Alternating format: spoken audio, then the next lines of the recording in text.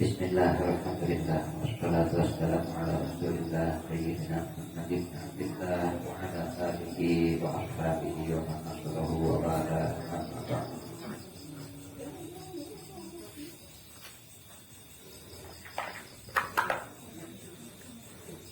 Salatul karamat baraku Jemaah salawat yang mudah-mudahan biasa berahi rahmatnya Allah Subhanahu wa ta'ala, biasa dihujani dengan berkah dari Allah Subhanahu wa ta'ala. Kalimatnya udah besar ya, gak perlu kalimat lagi.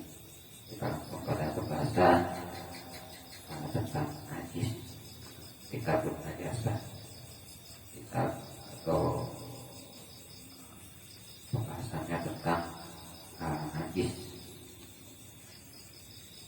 Faslun an-najasatu salasatun. Najis itu pada dasarnya terbagi menjadi tiga. Klasifikasinya ada tiga kelas najis sesuai dengan berat dan ringannya hukum dan cara mencucinya, membersihkannya. Yang pertama adalah mughallabatun, najis mughalladah. Najis mughalladah adalah najis yang paling berat, cara mencucinya juga paling repot. Yang kedua ada mukhaffafah, najis mukhaffafah, paling ringan, cara bersihnya juga ringan. Yang ketiga adalah mutawassithah, najis yang sedang-sedang aja, pertengahan, gak terlalu berat, gak terlalu ringan. Cara membersihkannya juga standar. Lalu yang disebut sebagai najis mughalladah itu apa? Najis mughalladah adalah najis yang cara mencucinya di atas standar najis yang biasa. Jadi agak ribet. Itu harus dibersihkan dengan sab'u ghusalatin ihdahunna ma'at turab. Dibasuh dengan 7 kali bilas. 7 kali bilas ya, bukan 7 kali dilap pakai lap basah, tapi dibilas. 7 kali basuhan, salah satunya dari 7 itu dicampur dengan tanah. Lalu di basuhan yang beberapa kita menyertakan tanah tersebut, itu bebas. Mau di awal boleh, yang kedua boleh, atau yang ketujuh juga boleh. Cuma kalau umpamanya penggunaannya di basuhan yang ketujuh atau yang terakhir, berarti benda yang dicucinya jadi cemong, nggak ada tanahnya. Jadi lebih baik di awal atau di tengah-tengah. Nah itu nggak bisa diganti nggak? Gitu. Pokoknya sekarang kan banyak deterjen yang mahal-mahal, yang kelasnya juga kelas luar biasa, itu nggak bisa diganti. Mau ibu datengin deterjen 1 truk dengan kualitas yang paling super, tetap nggak bisa menghapus najis mughalladah. Najis mughalladah hanya bisa dicuci dengan menggunakan tanah, dan itu pun harus 7 kali. Tanahnya 1 kali. Kenapa bisa begitu?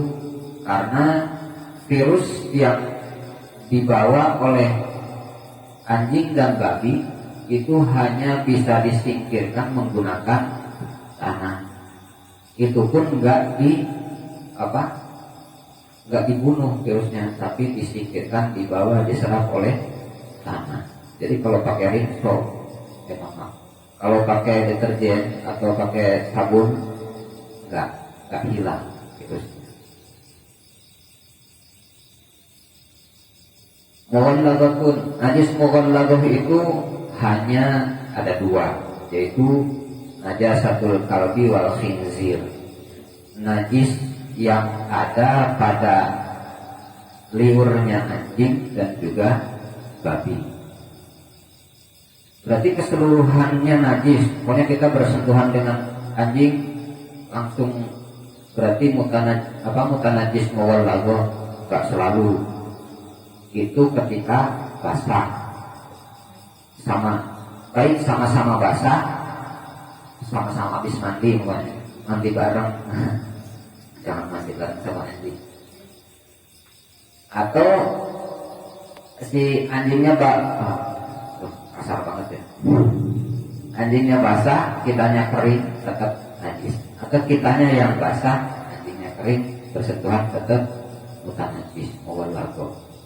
Tapi kalau sama-sama keringnya itu nggak jadi najis, nggak jadi mutanajis, ya jadi apa? Karena yang menjadi mutanajis itu disebabkan karena basahnya. Anjing yang mana yang mawalagho? Kulluhum, semuanya, walau mu'allaman, meskipun anjingnya yang terlatih, dilatih untuk untuk berburu, dilatih untuk sekuritas, untuk pengamanan dan lain-lain, atau untuk pelacak, itu sama semuanya hukumnya najis mawalagho. Dan yang kedua adalah al-khinzir, babi, najis babi. Babi ini menjadi hukumnya najis, dan memelihara babi hukumnya haram, membunuhnya hukumnya sunnah. Nah, kalau anjing ada perbedaan. Kalau ada kaitnya, haram jika tidak ada kebutuhan. Tapi kalau umpamanya ada kebutuhan untuk keamanan atau untuk lain-lain, itu tidak jadi haram kalau anjingnya gak galak atau terlatih. Tapi kalau anjingnya jadi nakut-nakutin orang, jadi gak boleh. Dan itu pun harus dengan syarat betul-betul ada kebutuhan. Pertanyaannya, kalau kita di sini kebutuhannya melihara anjing buat apa? Buat di rumah, biar nggak ada yang berkunjung. Ya. Ngamanin bapaknya keluar. Yang ada malah ngamanin ibunya.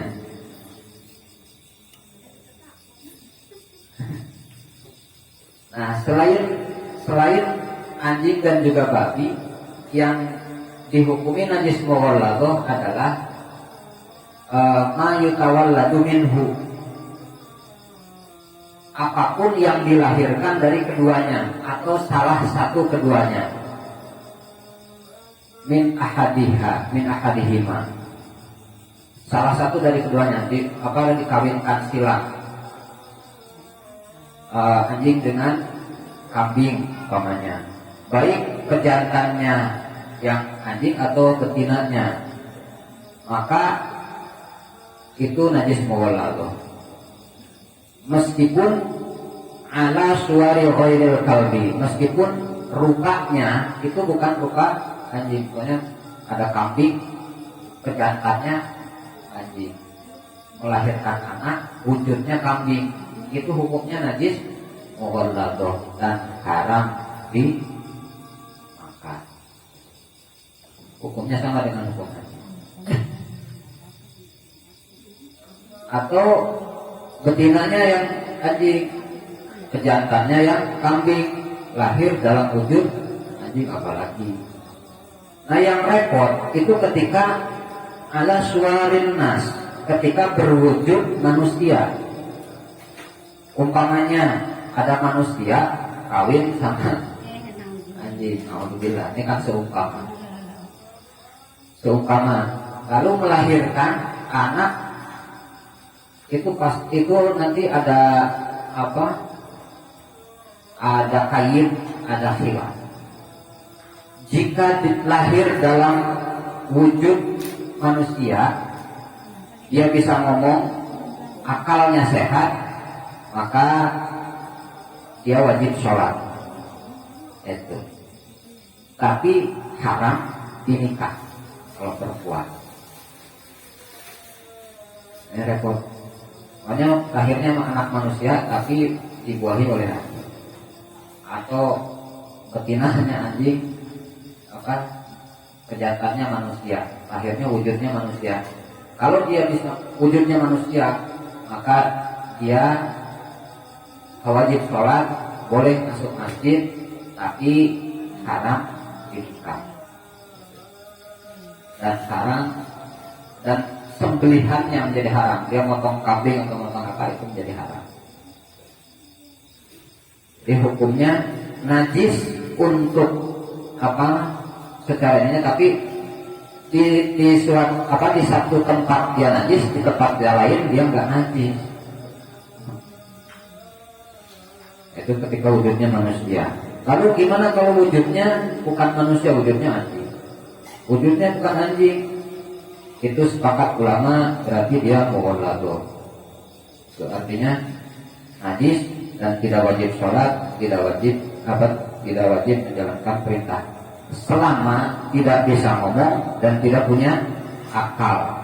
Tapi kalau dia bisa ngomong, walaupun wujudnya anjing, dia bisa ngomong, akalnya berjalan dengan baik, maka tetap berkewajiban menjalankan perintah Allah. Salatnya wajib, tapi hukumnya najis mughalladh.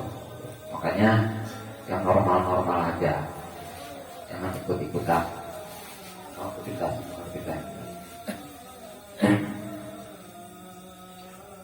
Nah, secara najisnya, kalau wujudnya manusia, nah kalau pokoknya lahirnya dari manusia, persilangan antara manusia dengan anjing, secara najis dia ngikutin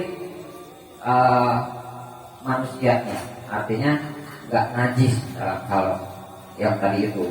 Dia boleh masuk masjid, kita bersentuhan juga nggak najis, cuma hukum jasadnya itu adalah najis mughalladh. Jadi ribet hukumnya ketika manusia dengan najis. Beda halnya ketika dengan binatang yang lain. Binatang yang lain apapun itu hukumnya ngikutin pada keturunan terhina. Artinya yang paling hina itu siapa? Kalau dia umpamanya kambing dengan keledai, maka kuda dengan keledai, maka dia akan menjadi keledai walaupun wujudnya kuda, nilainya adalah nilai keledai.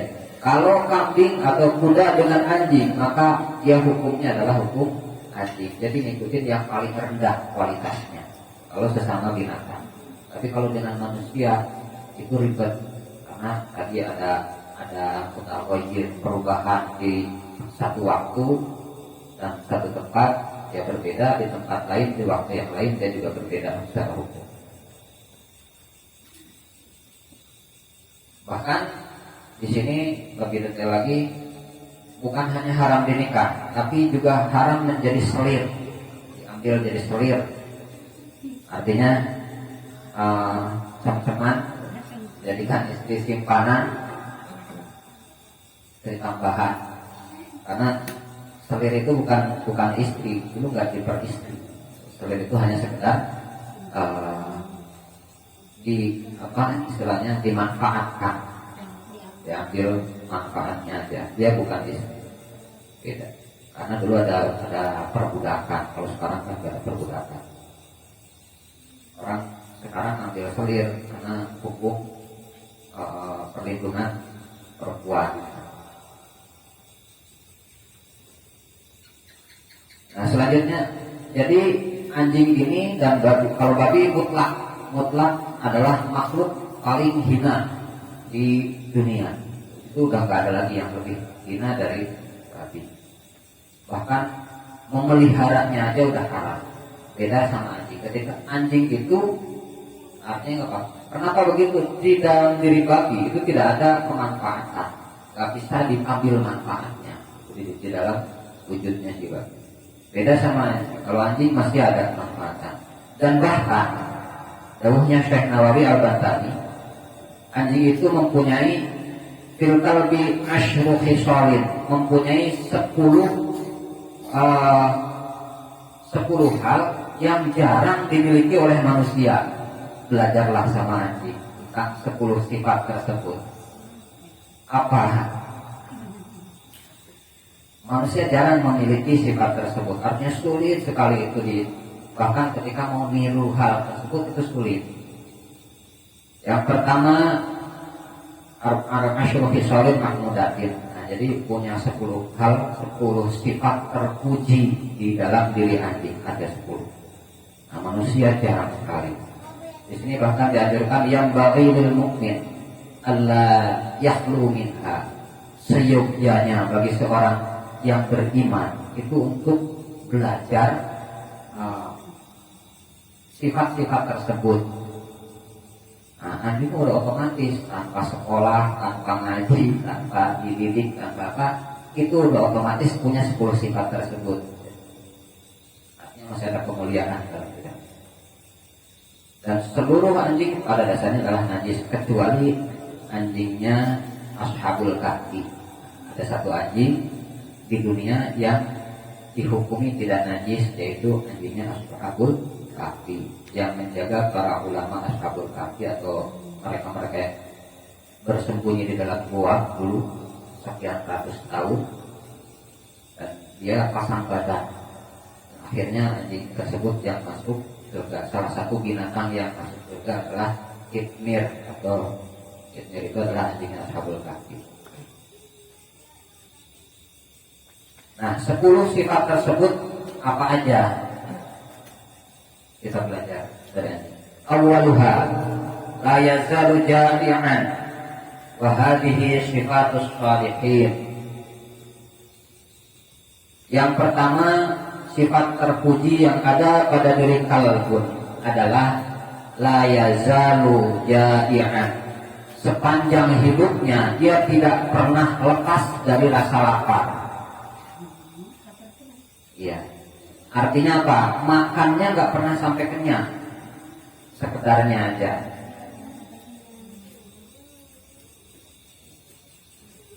Jadi ini adalah sifatus sholihin, sifatnya orang-orang soleh.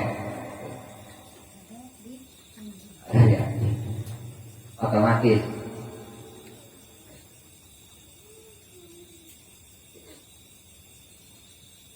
Jadi ketika makan nggak sampai kenyang, ya.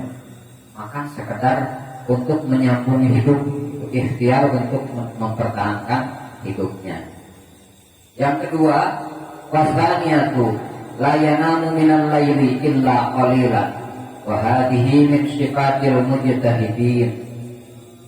Yang kedua adalah kalbun itu tidak pernah tidur malam kecuali sedikit.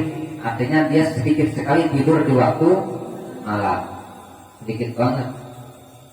Dan ini jarang dimiliki oleh manusia, kecuali security jaga malam, itu juga masih nyolong-nyolong tidur. Wa hadhihi min sifatil mujtahidin. Sifat ini adalah sifatnya para mujtahid, orang-orang yang berijtihad, mengurangi tidur malam. Jadi tidurnya dikurangi dan digunakan untuk qiyamul lail, untuk ibadah di malam hari. Yang ketiga, sifat baik, sifat terpuji yang ada pada diri anjing adalah lau turadda fil yaumi alfamarratin ma barihaan babi sayyidi wa hadhihi min alamatis shadiqin. Sifat yang ketiga yang terpuji yang ada pada diri anjing adalah jika dalam satu hari diusir 1000 kali oleh tuannya, atau diusir sama siapapun, dilempari batu, diapain aja, dipukulin, satu hari 1000 kali diusir, dipukulin, diapain, dia tidak akan bergeser, tidak akan pindah meninggalkan tempat, tidak akan meninggalkan tempat yang dia jaga. Kalau dia suruh jaga pintu, dia tidak akan pindah, dia akan tetap bertahan di situ bahkan sampai mati. Dan ini adalah sifat orang-orang sholihin, orang-orang yang jujur dan setia. Jadi kesetiaan itu sampai rela mengorbankan nyawanya demi tuannya. Loyalitasnya tinggi. Dan dia kalau udah dijual tahu diri. Saya udah dijual, pemiliknya udah berbeda. Hebatnya. Ar-rabi'atu, yang keempat, idza mata.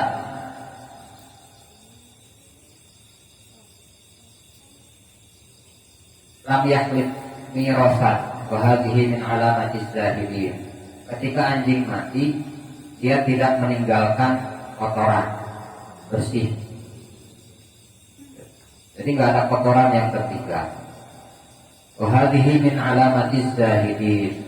Ini adalah tanda-tanda orang zuhud.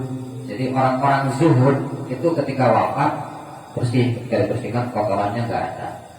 Karena zuhud apa? Menahan diri, mengurangi kesenangan duniawiyah, sehingga makannya dikurangi, minumnya dikurangi.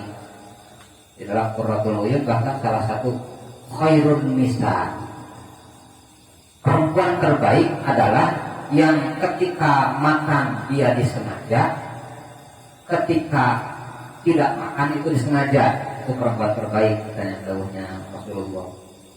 Artinya apa?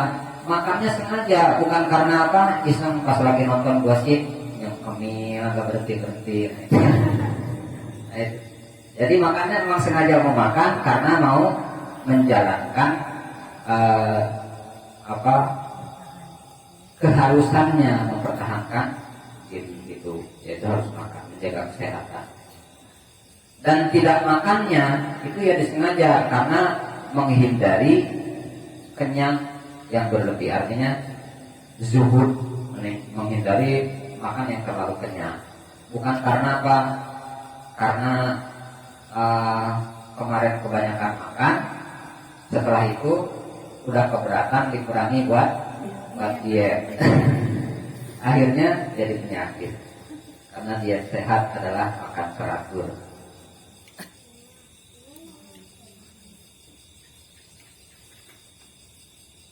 Sampai mana tadi ya?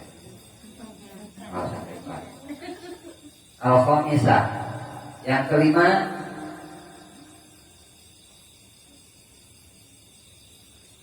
ayyaqna'a minal ardi bi adna mawadi'a wa hadhihi min alamatir radin. Dia akan menerima tempat paling rendah di bumi ini. Jadi artinya ditempatin di mana aja dia akan terima aja, gak akan protes.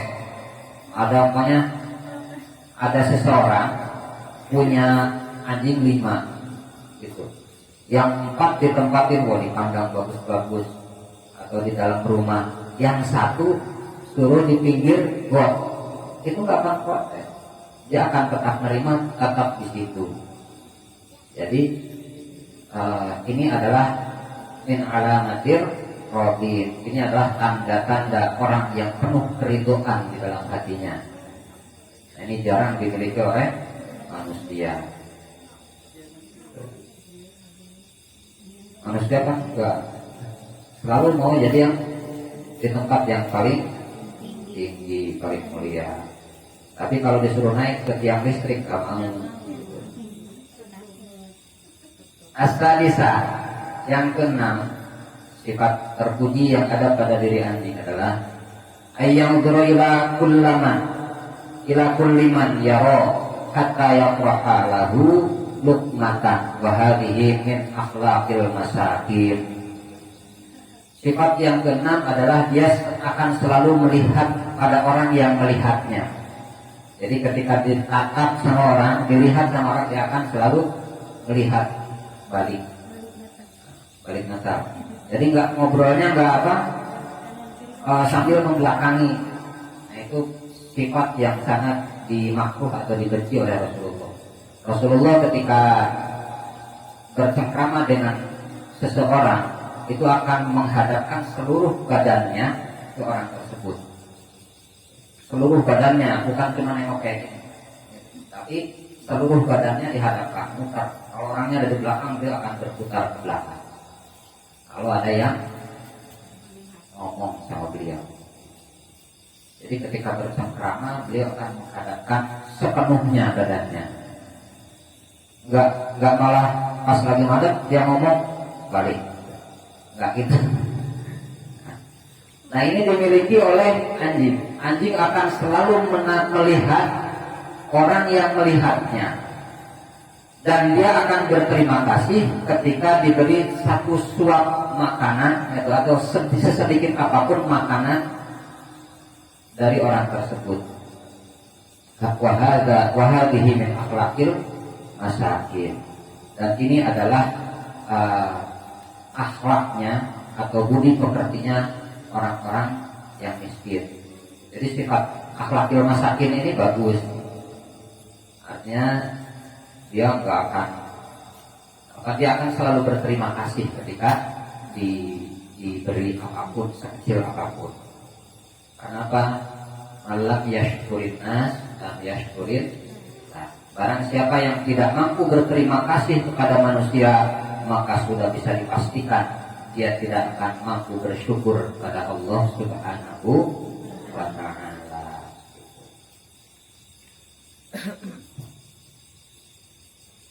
As-sabi'atu, sifat terpuji yang ketujuh yang ada pada diri anjing adalah annahu law turadda wa hatha alaihi turab fala yaghdabu wa la yahidu wa hadhihi min akhlaqir asyikin. Ketika dia diusir dan dilempari batu, dia tidak akan benci orang yang melemparinya dan tidak akan mendendam. Gak dendam. Jadi dia gak akan nandain, wah kemarin dia yang melemparin, pas lewat dikejar. Sifatnya anjing, dia tidak mendendam dan tidak membenci orang yang menzoliminya. Jadi selalu memaafkan. Ini akhlaknya para pemaaf. Asali satu,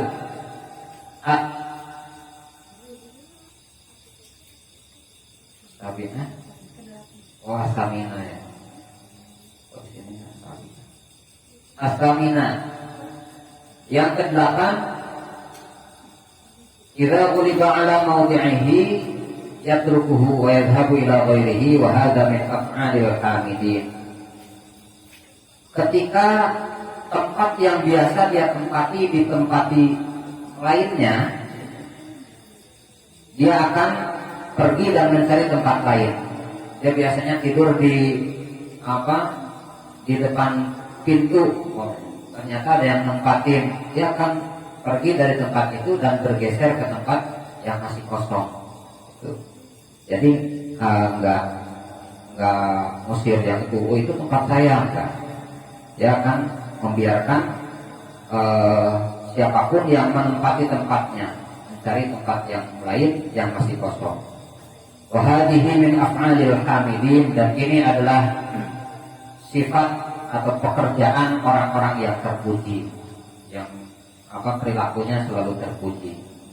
Ini sulit sekali.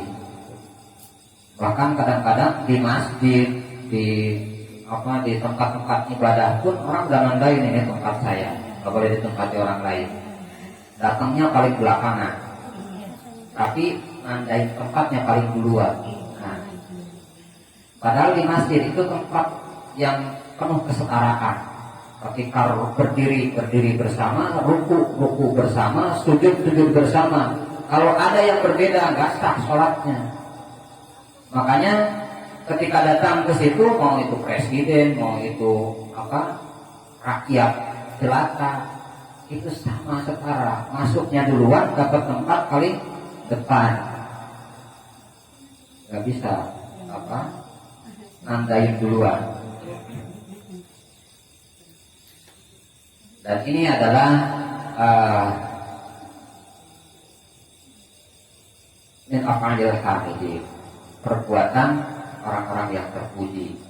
At-tasi'ah yang ke-9, Ila ujdalahu ay u'tiyalahu luqmatan akalaha wa bata 'alaiha.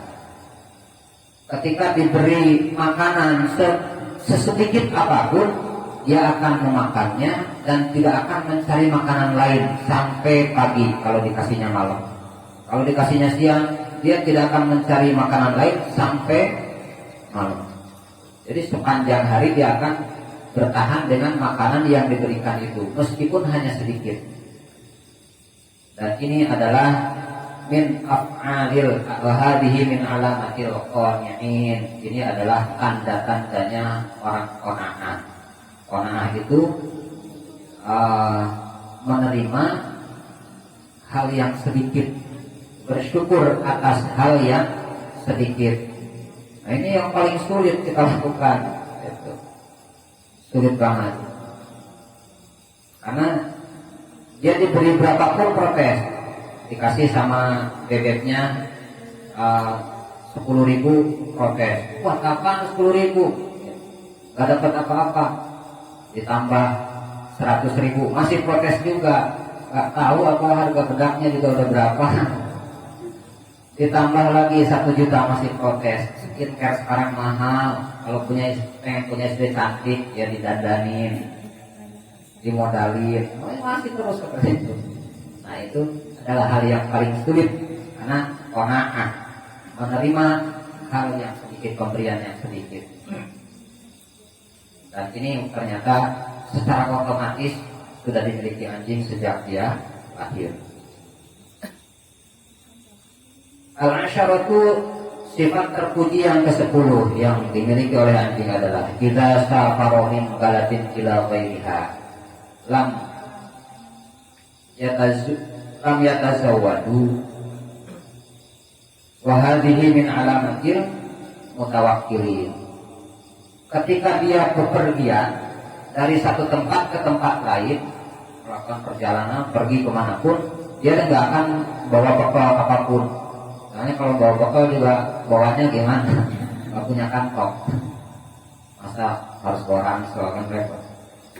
Dia gak akan bawa bekal. Dan ini adalah tanda-tanda orang yang berserah diri sama Allah. Artinya dia gak mengkhawatirkan hidupnya di kemudian hari. Dia yakin bahwa nanti akan ada rezeki yang diberikan oleh Allah Subhanahu wa taala, entah melalui jalan apapun. Itu adalah 10 sifat terpuji yang dimiliki oleh anjing. Lalu najis yang kedua adalah najis mukhaffafah. Najis mukhaffafah adalah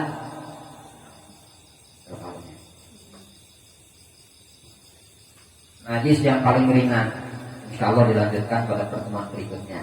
Mudah-mudahan bermanfaat dan mudah-mudahan menjadi sebab kita bertambah hasanah pengetahuannya, hasanah keilmuannya, terutama dalam hal ilmu fikih, karena fikih adalah tentang kaifiah ibadah, baik itu ibadah makruh maupun ghairu makruh, ibadah yang langsung berhubungan sama Allah ataupun ibadah sosial. Salah satunya tentang haji, tentang sholat, tentang munakahat. Mudah-mudahan kita semua semakin bertambah pengetahuan dalam hal ini. Kurang dan lebihnya mohon maaf. Billahi taufiq wal hidayah wa ridwan inayah. Assalamualaikum warahmatullahi wabarakatuh.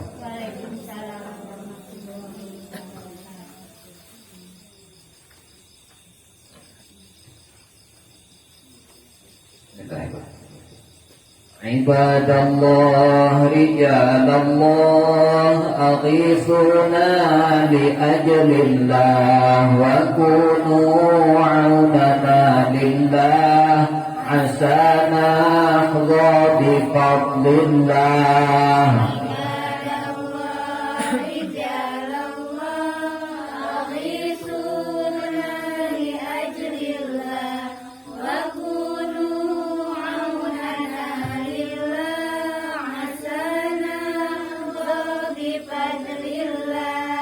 ويا أقطاب ويا أنجاب ويا سادات ويا أحباب وأنتم يا أولي الألباب تعالوا وانصروا لله عباد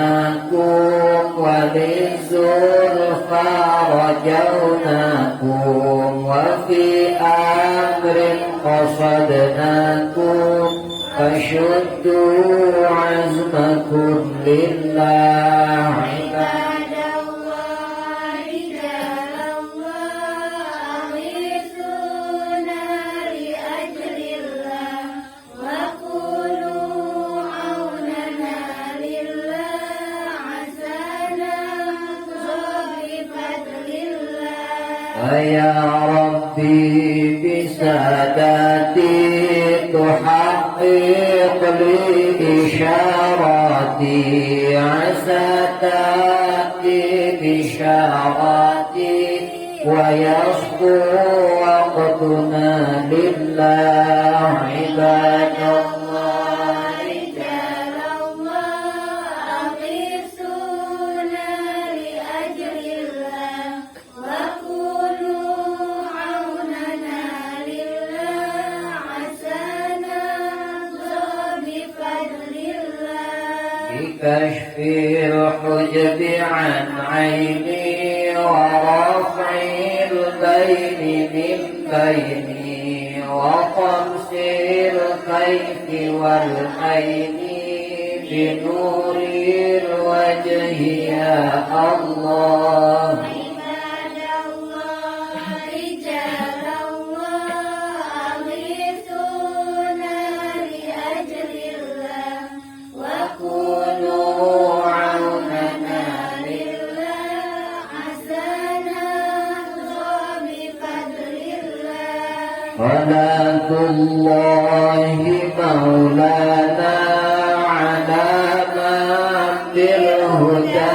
جانا ومن بالحق أولانا شفيع الخلق عند الله عباد الله رجال الله أغيثونا لأجل الله وكونوا عوننا لله عسانا بفضل الله لا إله إلا الله لا إله إلا الله لا إله إلا الله يحيي القلب ذكر الله لا إله إلا الله لا إله إلا الله لا إله إلا الله محمد رسول الله اللهم صل على سيدنا